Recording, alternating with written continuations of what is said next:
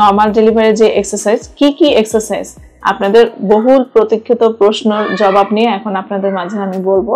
Breathing exercise থেকে আপনি আগে শুরু করে থাকবেন। ব্রিদিং এক্সারসাইজের জন্য আপনি আপনার বাসার এমন একটা রুম সিলেক্ট করবেন যে রুমে আলো বাতাস খুব সহজে আসা যাওয়া করতে পারে। সেক্ষেত্রে একটা সুন্দর মাদুর বিছিয়ে আপনি বসবেন। বসার পরে আপনি কি করবেন, যে আমরা যেমন নর্মালি একটা বসে আমরা কি করবো, বুকটা ফুলিয়ে জোরে নিঃশ্বাস নেবেন, 10 সেকেন্ড আটকে রাখবেন, তারপর ধীরে ধীরে ধীরে ধীরে ধীরে আপনি শ্বাসটা ফেলে দিবেন। ব্রিদিং এক্সারসাইজ প্রথমে শুরু করবেন 5 বার করে, তারপর 10 বার, এরকম করতে করতে আপনি সিকোয়েন্সলি আস্তে আস্তে করে এটা বাড়াবেন। সকালে, দুপুরে, রাতে আপনি যদি পারেন দৈনিক 50 বার করে যদি পারেন তাহলে করতে পারলে আপনার জন্য ভালো হবে। এই ব্রিদিং এক্সারসাইজ করলে আপনার কি ধরনের সুবিধা হয়ে থাকে?